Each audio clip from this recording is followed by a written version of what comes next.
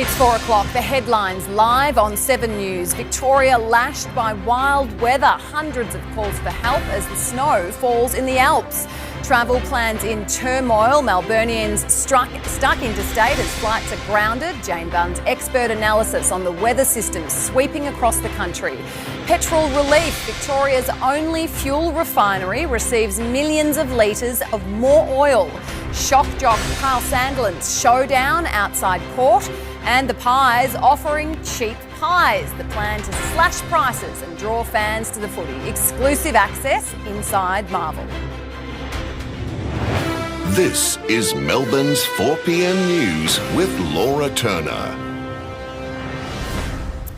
Good afternoon. First at 4, Victorians are shivering through an unseasonal cold snap. Mother Nature blasting the state with bitter winds, rain and even snow on the Alps.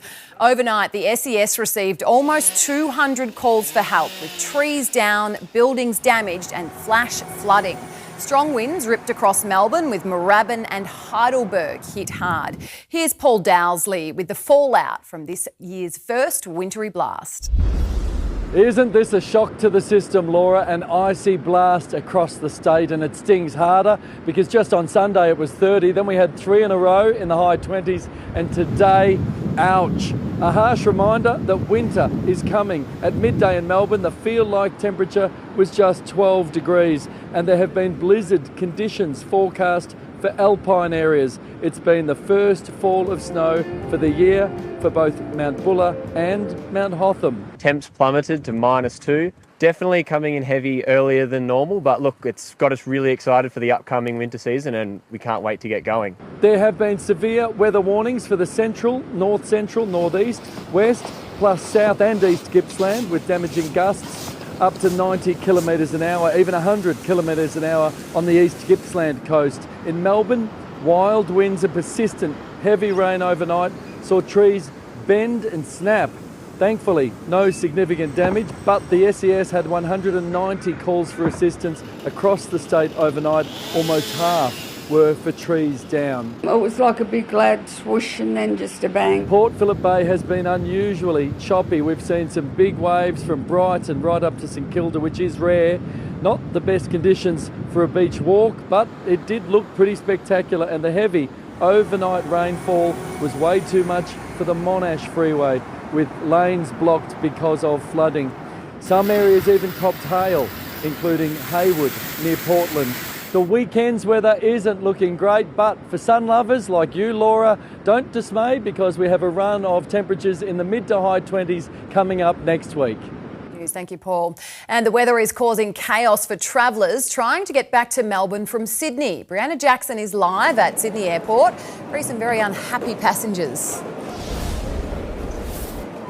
Yeah, that's right. Already over a dozen flights have been cancelled here at Sydney Airport. Not the news that anyone wanted to hear ahead of the long weekend. We've had gusts of over 70 kilometres an hour that have been recorded, and those winds are only expected to intensify into the evening. We spoke to some passengers who are desperately seeking alternative flights, even considering driving, and some that did have to land that had a bit of a bumpy ride. This is what they had to say.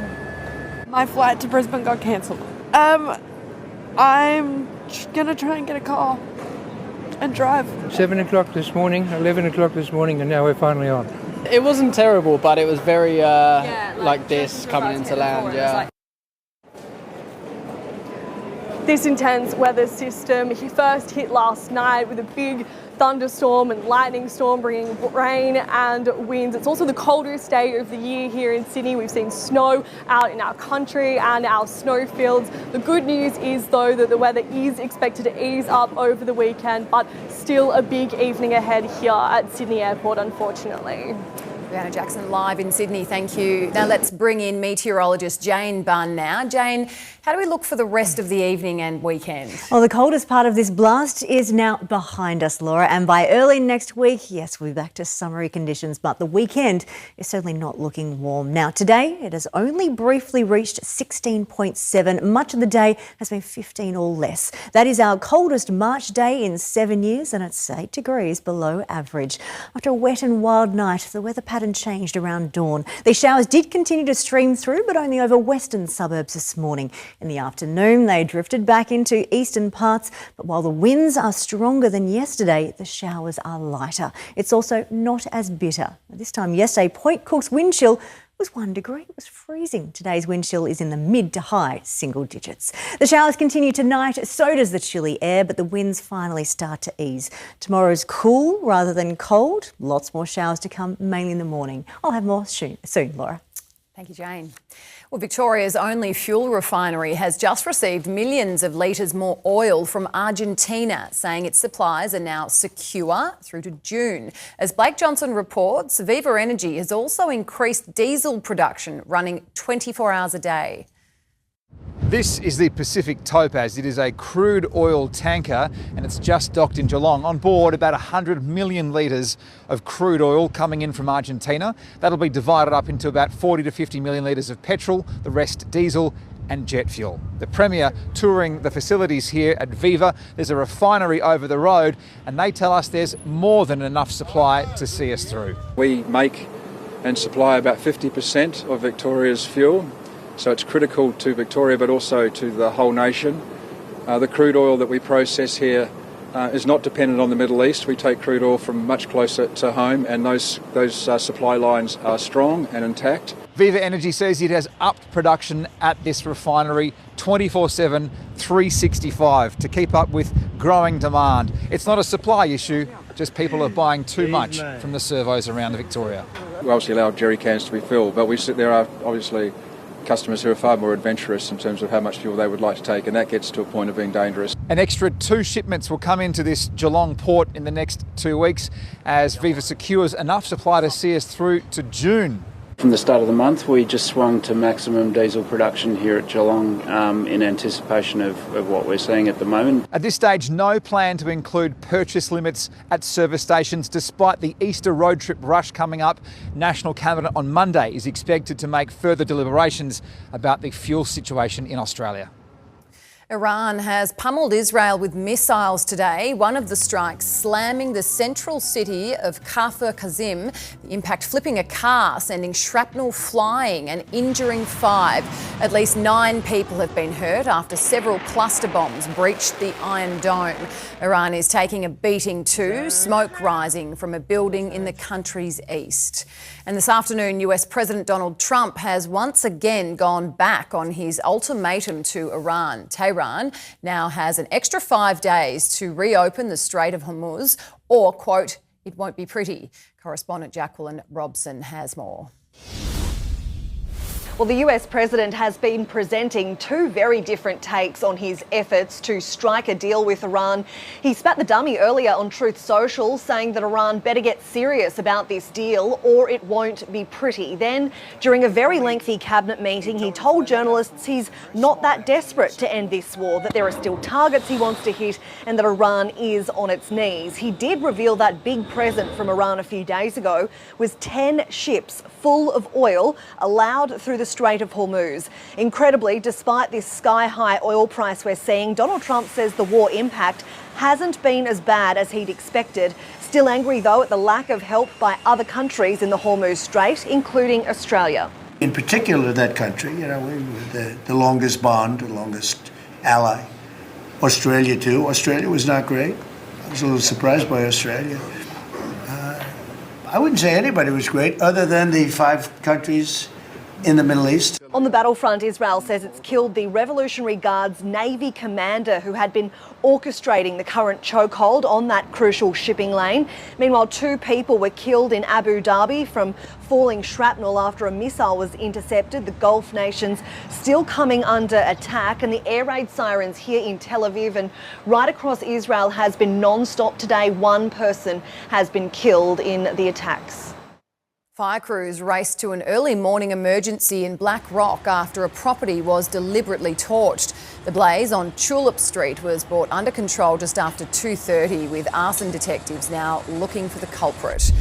More than 8 in every 10 Victorian police officers say youth crime is a drain on their time. The Police Association survey quizzed around 2,000 members, with 79% claiming resourcing and staffing has gone backwards over the past 2 years.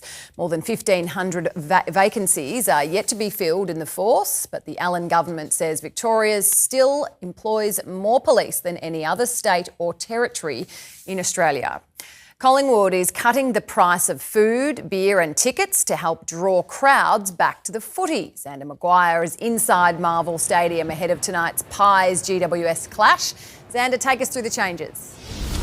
Yeah, well, this all comes off the back of some drama early in the season, Laura, when there were fully ticketed games that were declared that way by the AFL and some clubs, but they had some lacklustre numbers that were actually turning up in the crowd. So Collingwood is coming to the rescue tonight. They're subsidising some of the tickets for general admission tonight. So $27 is all it takes for you to get into the gates for Friday night football at Marvel Stadium. And more than that, you can get a piping hot meat pie for just $3. In this day and age with the cost of living crisis, unbelievable. Down from $4.70 here at Marvel Stadium. And there's an $8 mid-strength beer on the cards as well if you're that way inclined too. Craig McRae, he actually said in his press conference during the week that he's so excited he might jump out of the coach's box and get amongst the action in the crowd as well. So something for everyone, even the head coach of the Magpies too. On the field, it's going to be an absolute cracker. Of course, live and free on the screens of 7. Oscar Steen, he makes his debut for Collingwood in his 4th year on the list. Darcy Moore and Jeremy Howe, both back for the Pies, recovering from pre-season calf injuries. I'll have a full preview of all the on-field action in sport on what is going to be a magnificent night here at Marvel Stadium. Love it. Dinner at Marvel tonight. Thanks, Xander. Well, radio shock jock Kyle Sandilands has been confronted outside court. Next on 7 News, details on his legal fight against his former employer. Sarah Ferguson stripped of another royal title, and it's game on for Bluey, the new way to explore the world of Australia's most famous healer.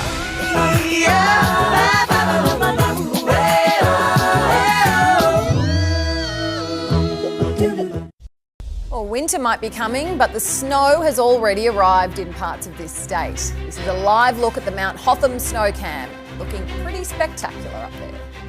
The sacked radio star Kyle Sandilands isn't going down without a fight or quietly after appearing in court for the first time. He's suing his old boss, ARN, claiming they ripped up his contract illegally. But the legal showdown was overshadowed by what happened outside the courtroom. Sam Payne reports. Good afternoon. Well, in typical fashion, Kyle Sandilands has made a memorable first appearance here at the federal court, finally providing the media an in-depth reaction to his contract saga. The 54-year-old was immediately surrounded by a large media pack and some anti-vaccine protesters talking for 10 minutes about why he thought ARN's decision to tear up his $100 million contract was wrong. I didn't do anything different than I've been doing for 25 years. Actually, a little bit tamer than most days, because I was actually quite concerned that, she's feeling good and everything's okay. Inside, Kyle's legal team raised questions as to why the censor button was never pressed by management during that infamous 20-minute argument with Jackie O. Are you confident you have a strong case? We are happy that what we're putting forward is going to be well received. Kyle's camp also saying he would be willing to go back on air as soon as next Monday, but with that out of the question, they'll be pushing for the remainder of the contract, which is $85 million. I'm just happy that we can get in today and get the ball rolling. I just want to get back to work as quick as possible. I've got a family to support. I disagree that it shouldn't have been terminated. The judge is yet to determine if this case will centre around that 20-minute argument or all of ARN's grievances with Kyle over the duration of his career. If that is the outcome, a lot of information will be revealed to the public. The final hearing is expected in June and is shaping up to be a major legal showdown. The former Duchess of York, Sarah Ferguson, is facing fresh humiliation this afternoon, losing a title she's held for nearly 40 years. York City Council unanimously removing its highest honour over her links to Jeffrey Epstein. Well, it appears there is always a new low for Sarah Ferguson to fall to. The latest low is losing her Freedom of the City of York title in a unanimous vote. A title and honour that was bestowed upon her back in 1987 when she toured the city with her then new husband, Prince Andrew. York's council finished handing down a unanimous vote to strip her of the honour because the councillors say the city's reputation is constantly being tarnished via association to the Jeffrey Epstein saga. through the former Duke and Duchess of York, Sarah Ferguson, and Andrew Mountbatten Windsor. He's been stripped of it, she needs stripping of it, and I don't know, she never comes there anyway. I feel sorry for her, but she got herself into that position. Yeah, any kind of association with the Epstein files, anything like that, my immediate reaction is just get rid of them. Don't like it. Andrew was stripped of the majority of his titles late last year by his elder brother, the King, due to his sordid connections to the pedophile Jeffrey Epstein. But he lost this Freedom of the City title in 2022 after he settled with his late accuser, Virginia Giuffre. Sarah Ferguson and Andrew Mountbatten Windsor both deny any wrongdoing. That's done little for their reputations. York City Council hopes this move might go some way to improving its own. The world's most loved blue healer is about to appear on television screens in a different way. Bluey's first video game will be released this spring. Bluey's Happy Snap sends players on adventures around Brisbane to take Polaroid pictures of the city's landmarks, using locations featured in some of the show's favourite episodes. Well, the AFL's admitted the use of its ARC system is under review. Beck Maddern, it comes after a blown call in Geelong's clash last night. Yeah, hello to you, Laura, the league. I'll try again, admitting it got one wrong in the dying stages of last night's Cats clash at Geelong. Hung on to beat Adelaide. Details soon. Also ahead, Aru's young gun back, but on restricted game time as pressure builds for North Melbourne and Essendon. And Oscar Piastri hoping to at least begin a race for the first time this season at the Japanese Grand Prix. Fingers crossed for him. I'll be back and an untwisted tongue shortly for you. Thanks, Beck. Pleasure.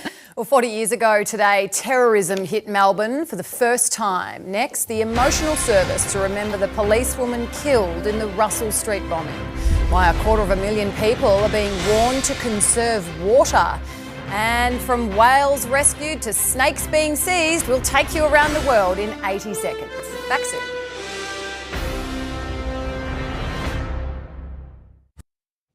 An emotional service has been held to mark the 40th anniversary of the day terrorism hit Melbourne for the first time.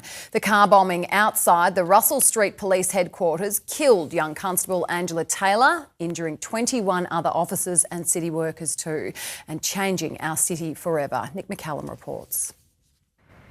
An indication of the impact of that day on Melbourne, the car filled with gelignite is on display at the Victoria Police Museum. Around 200 survivors and members of the broader police community attended the service to remember. 21-year-old Constable Angela Taylor was just metres from the police headquarters when the car bomb went off. She died of her injuries 24 days later. I walk in Angela's shoes. And when I need the strength, she's right inside me to give it to me. Because I'm not an outward person, but she gives me her strength, and she had a lot of it. 21 people were injured. Young officer Deborah Richardson was just inside the police headquarters. She was hit by flying glass. And when the bomb blast blew, I was thrown off my chair to the other side of the room. My first reaction was I'd been shot, because you couldn't possibly contemplate that there was going to be a blast or a bomb. 2 men were convicted of the actual bombing. Police said their motive was hatred of police. Exactly 40 years on from this tragedy, a minute's silence.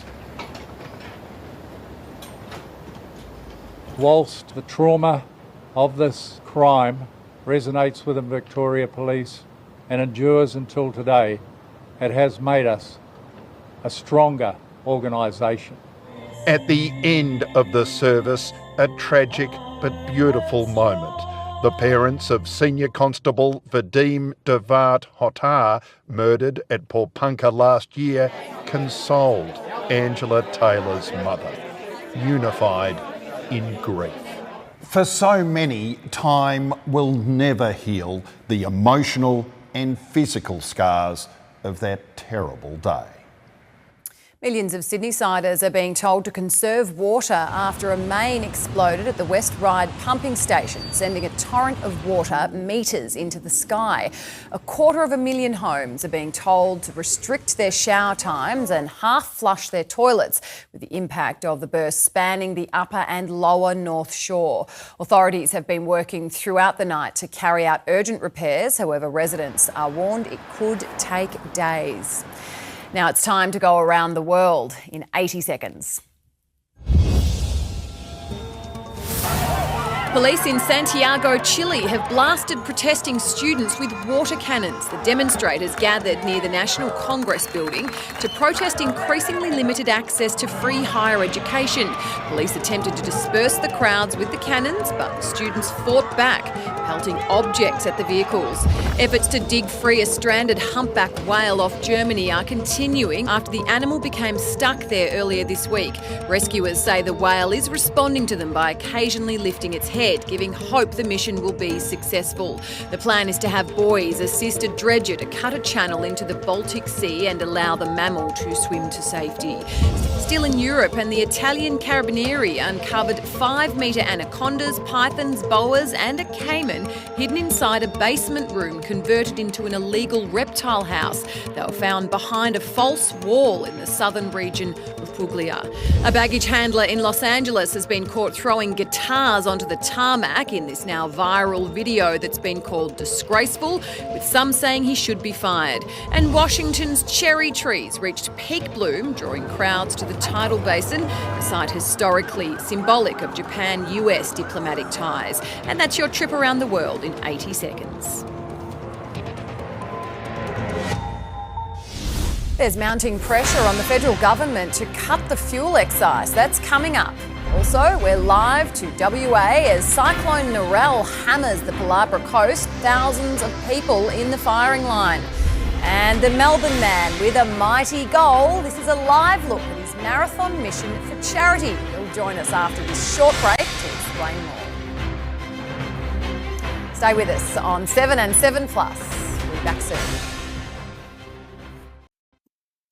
You're watching 7 News Melbourne. I'm Laura Turner. These are the stories we're following this hour. Melbourne lashed by wild storms, hundreds of calls to the SES as snow blankets our alpine regions.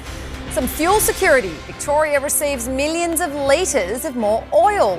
The emotional service to remember the victims of the Russell Street bombing 40 years on. Radio shock jock Carl Sandilands confronted outside court as he sues his old boss. And Collingwood slashes prices on food, beer and tickets to draw crowds to the footy. Returning to the developing situation on the country's fuel crisis, and the Coalition is once again proposing to cut the fuel excise. Angus Taylor says it would provide much-needed relief to Australians feeling the pinch at the Bowser as petrol prices smash unwanted records. Here's Josh Martin.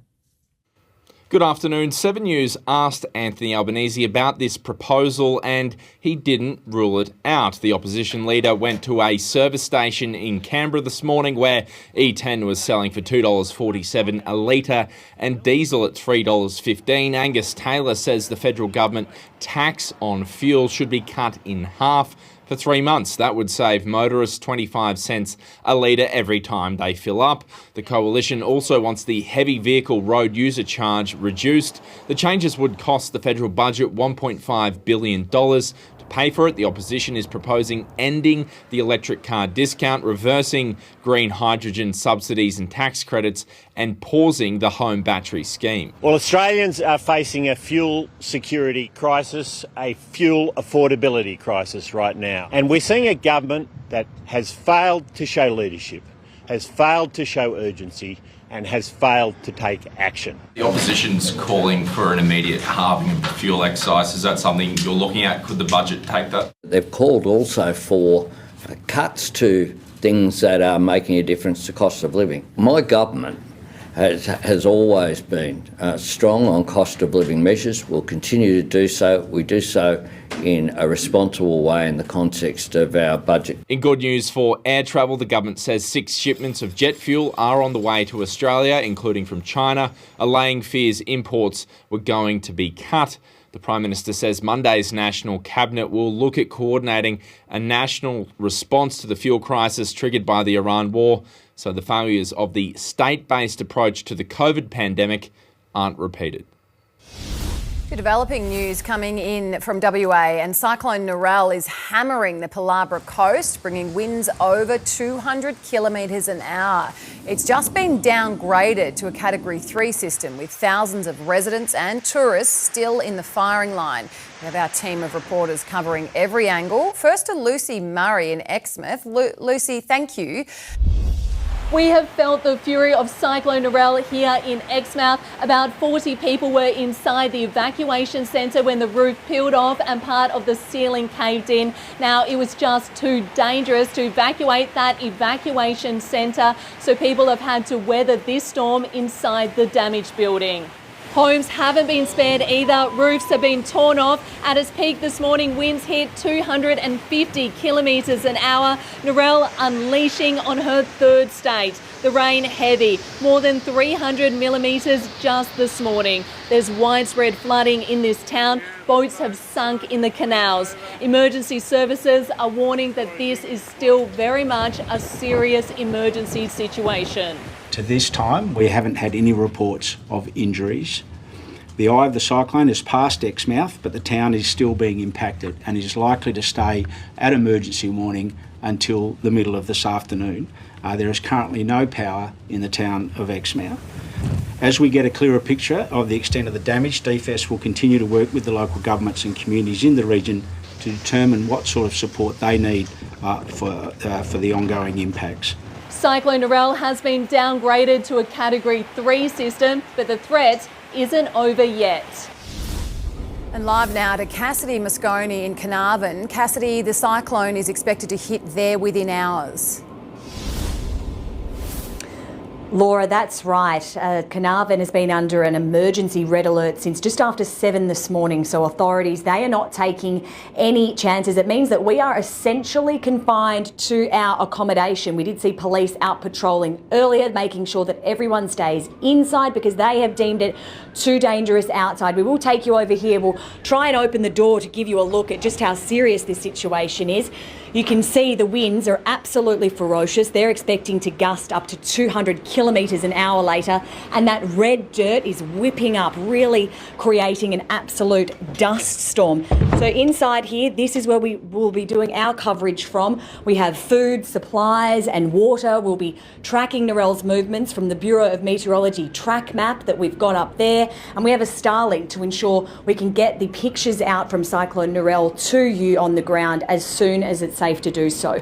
Earlier this morning, we did go out and speak to some locals who were braving the weather in what was the calm before the storm. They say they're nervous and they feel like Narelle is different, but the people who will be really on edge tonight are the region's growers. Carnarvon here in the top end of WA is famous for its bananas.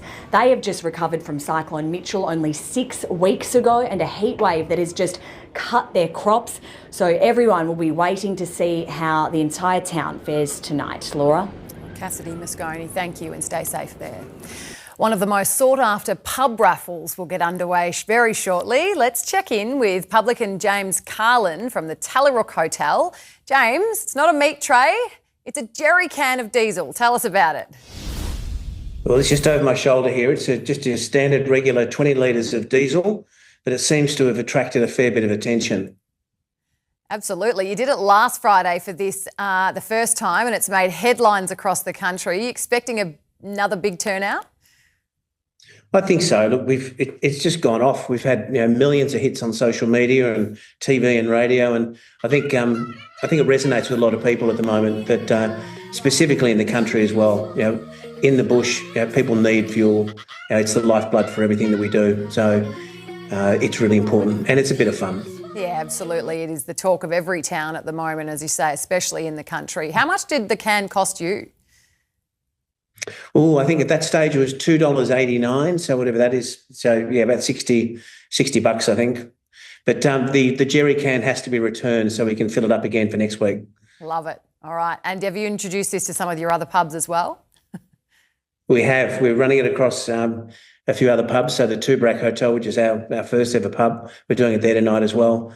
The Prince of Wales in Seymour, the Country Club in Yea, the Broadford Bottom Pub, and here. So Beautiful. Started a bit of a trend. That's right, and some beautiful country towns involved. Anyone watching, get involved. Yeah. We wish you luck and good on you for getting into the spirit of things.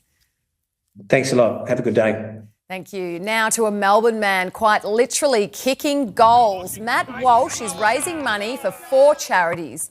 And so he's kicking goals for 24 hours. He started at noon, so we're now 4.5 hours into this marathon mission.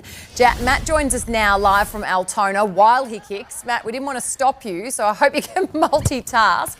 Tell us why you're doing this. All good. How you going, Laura?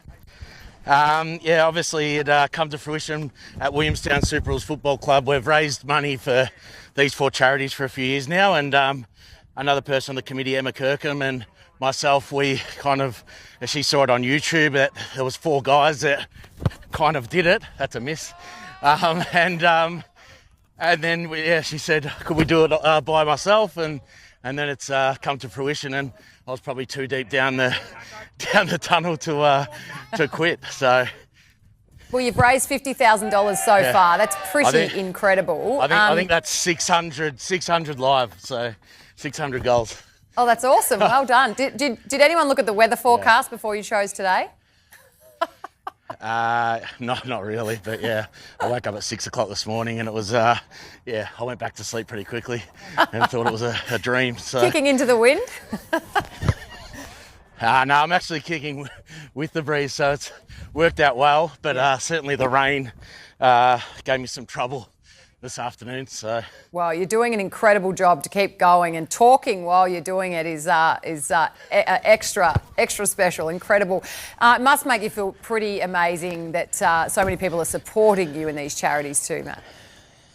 Yeah, absolutely. I think the support's the main thing, and that's what's going to get me through the 24 hours. I'm lucky to have some really important sponsors on board, and my work, Energy Australia, have come on as a title partner, so it's pretty special for the company that you work for to support you, and community footy, and obviously there's so much help as well that's gone into this day, so it does make it a little bit easier knowing the support's out there. How's your accuracy at the moment? I'm going at about, that's missed, but yeah, about 80%, so I think it's 600, 110 points, so yeah, it's not too bad, I guess. Yeah, well, good luck to you. In the early hours. You're doing better than the rest of us, that is for sure. Matt, we're all backing you. Good luck and well done. Yeah, thank you. Thanks so much for having me on. Appreciate it. Love it. Thank you so much. Well, sports next with Rebecca Maddern, including the Pies and Giants preparing to lock horns. Also, whistle blown, the AFL admits umpires got it wrong as the Cats held off the plucky Crows. Plus, you'll want to stick around to meet these 4 snow leopard cubs at Melbourne Zoo. It's March 27, 2026, and 7 News is back in 190 seconds. Well, Beck Maddern joins us with the day's sport now. Beck, tonight looms large for the Pies at Marvel. Yes, Laura, a good record under the roof. Stars back and a debutante sent to step into the spotlight. Xander Maguire's at Marvel Stadium. Hi to you, Xander. A giant test awaits. It does, Beck, and it's been a massive week at the selection table for the Pies. We'll start with those stars that return. It's the skipper Darcy Moore for his first game of the season, and Jeremy Howe, who also comes in to bolster that defence. Both of them returning from pre-season calf issues for their first games of the season. They joined Billy Frampton, who's had to hold down the fort in key defence for the whole season so far. You mentioned it, a debutant. That's Oscar Steen. It's his 4th year on the list, the South Australian ruckman, coming in to help out Darcy Cameron and act as a dual ruck as well. On the outs, Jack Buller, the trade recruit from the Sydney Swans. He played the first 2 games of the year, didn't impress, and is currently battling it away in the VFL at Olympic Park. So that was a big call to drop him ahead of this Friday night clash against the Giants. Pressure now mounting on Tim Membry and Dan McStay in the forward line. To the Roos, George Wardlaw, he's set to return from hamstring issues in the pre-season, which is great news for a young man who's had plenty of soft tissue issues. They come up against the Under Siege Bombers outfit tomorrow night. And Clarko, well, he has a little bit of sympathy for Brad Scott and what he's going through with a struggling side. Yeah, all we can really worry about is what goes on in the walls of our footy club, and and the real challenges that come but you've got a clear vision on where you want to go and a passion for just digging in and working hard to stay the course, and that's what we've tried to do at this footy club, and we're not there yet by a long stretch. So we'll just focus on the things that we've got to control in here, and appreciate and have empathy for the other 17 coaches. And Paddy Cross, 25 days after signing at the Demons as an AFL player, set to make his AFL debut on a Sunday afternoon, Beck. OK, great work. See you soon. Thanks, Sander. Well, the AFL will review the use of its arc later in games after admitting umpires got a game-changing call wrong. Tom Atkins was awarded a last-touch free kick in the fourth quarter despite kicking the ball out of bounds. Jack Martin then kicked his third goal late to seal the Cats' win. Runs in with a right foot slider. What a miracle play! It's back-to-back wins for Geelong and back-to-back losses for Adelaide. Mercedes' dominant start to the Formula One season shows no sign of slowing down at the Japanese Grand Prix. Championship leader George Russell was fastest in opening practice at Suzuka ahead of teammate Kimi Antonelli. McLaren duo Lando Norris and Oscar Piastri followed in third and fourth respectively. Alex Albon and Sergio Perez came close to disaster, clipping each other late in the session. Tony Popovich wants his Socceroos to take on their last two home friendlies before June's World Cup. First, Cameroon in Sydney tonight, then Curacao in Melbourne on Tuesday. We want them to play with the freedom and confidence that's been given to them. It's why they are selected. We want to keep evolving, keep getting better, and we want to do something special at the World Cup. Defender Fran Karacic has been ruled out with a foot injury.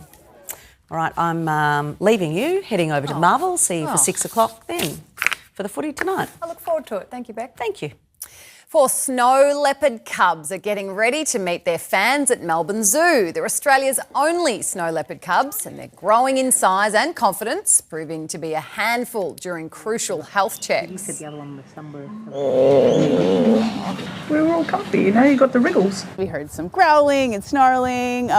Also, it was kind of tiring for them, so some of them just snoozed after a while, which was really quite cute. One of them, that feisty one, was definitely putting up a little bit of a scuffle, at the point, and was a little bit hard to do all of the vet checks with it because it was, it had a lot of energy. So cute. The 4 fab felines are expected to entertain crowds when sunshine returns next week and into the school holidays. Well, across Victoria, you're watching 7 News. It's 16 degrees in the city, but it feels like 11. Jane Bunn returns with the latest weather next.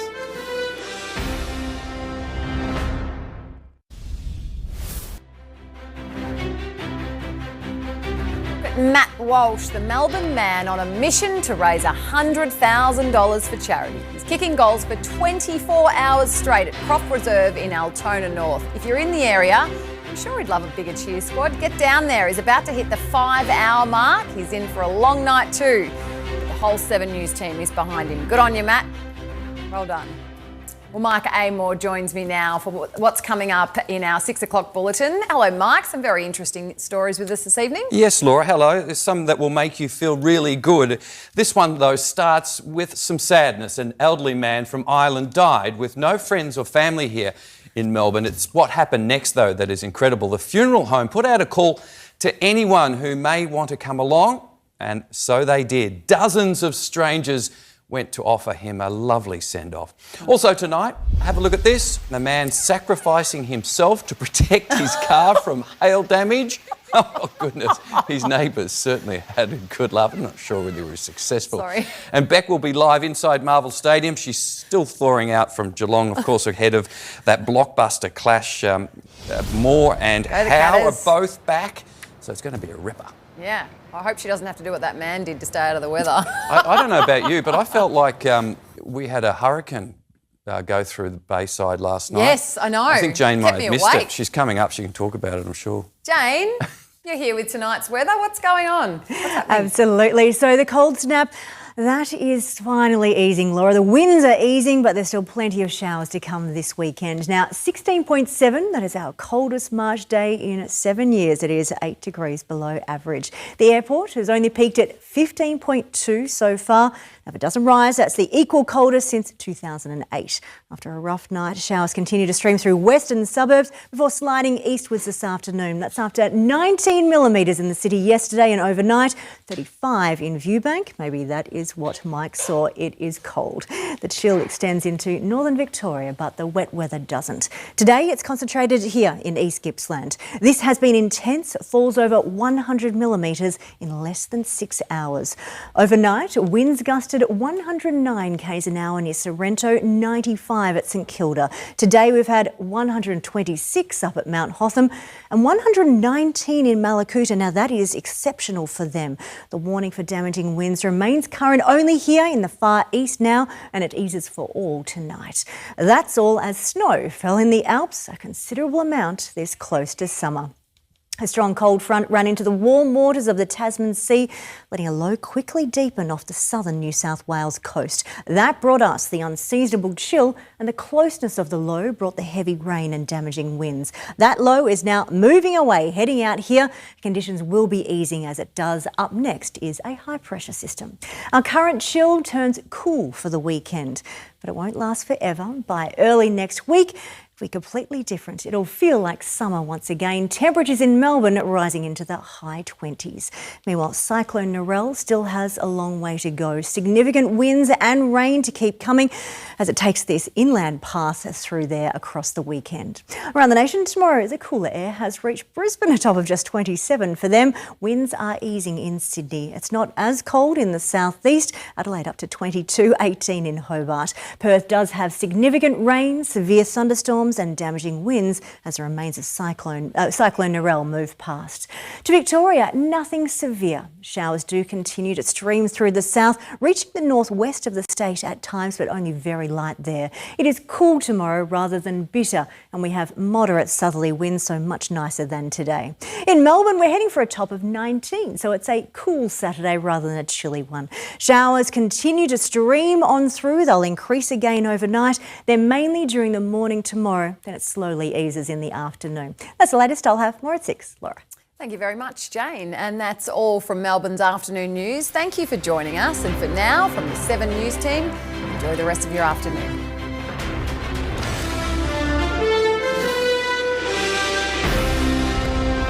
The 7 News app will give you the news you want every minute of every day, including breaking news alerts. Download the 7 News app now.